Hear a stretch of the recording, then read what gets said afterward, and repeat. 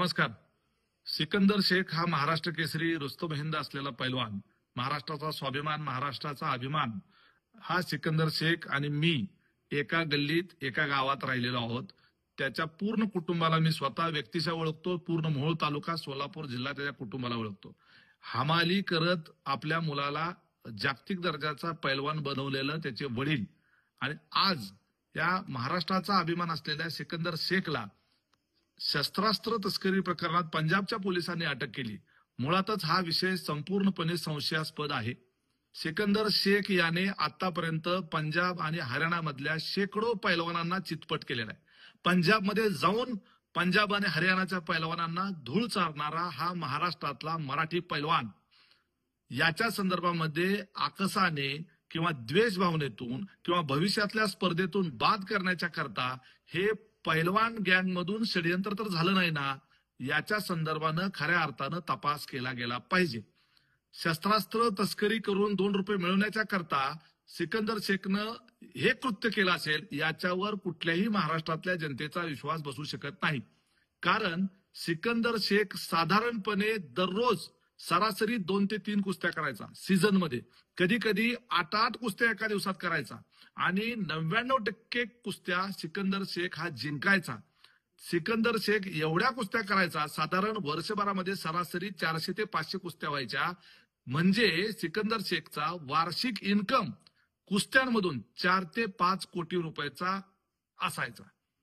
याशिवाय सिकंदर शेखला जवळपास 14 थार गाड्या बक्षीस म्हणून मिळाल्यात. 9 ते 10 बुलेट त्याला बक्षीस म्हणून मिळाल्यात.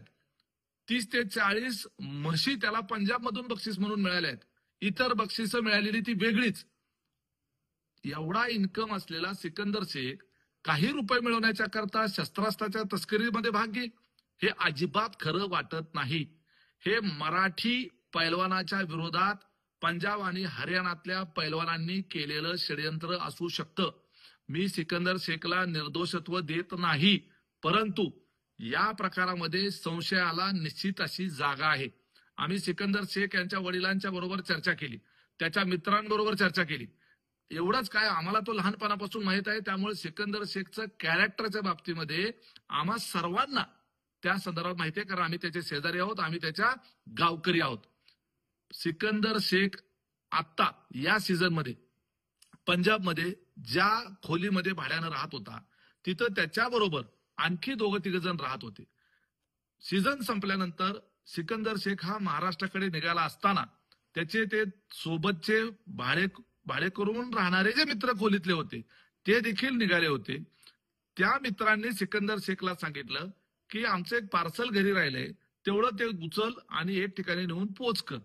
मित्रांच्या सांगण्यावरनं त्यांचं काहीतरी पार्सल आहे म्हणून पोच करायला गेल्यानंतर त्या ठिकाणी तो शस्त्रास्त्र पुरवतोय अशा पद्धतीचं आरोप होऊन त्याला अरेस्ट करण्यात आली, अशी आमची माहिती आहे. सिकंदर शेखला त्या पार्सलमध्ये शस्त्र आहेत या संदर्भातली सुतराम कल्पना नव्हती. अशा पद्धतीची माहिती आमच्या स्तरावरून, त्याच्या कुटुंबाच्या स्तरावरून मिळालेली आहे. हा खरं तर तपास पोलिसांनी करायचा आहे, परंतु माझं महाराष्ट्राच्या मुख्यमंत्र्यांना माझं आवाहन आहे की महाराष्ट्रातला एक गुणी पैलवान ज्याने महाराष्ट्र केसरी ईर्षेवर मिळवली, रुस्तम हिंद झाला, भविष्यात आणखी स्पर्धा तो जिंकून महाराष्ट्राचं नाव मोठं करणार होता, त्या महाराष्ट्राचं भूषण असलेल्या या खेळाडूला पंजाब मधल्या पैलवानांनी किंवा इतर कुणी केलेल्या षडयंत्राचा बळी जाऊ देता कामा नये. त्याच्यामुळं राज्य सरकारनं याच्यामध्ये हस्तक्षेप केला पाहिजे आणि निष्पक्षपणे तपास व्हायला पाहिजे. याच्या करता महाराष्ट्र पोलिसांनी सुद्धा यात लक्ष घातलं पाहिजे.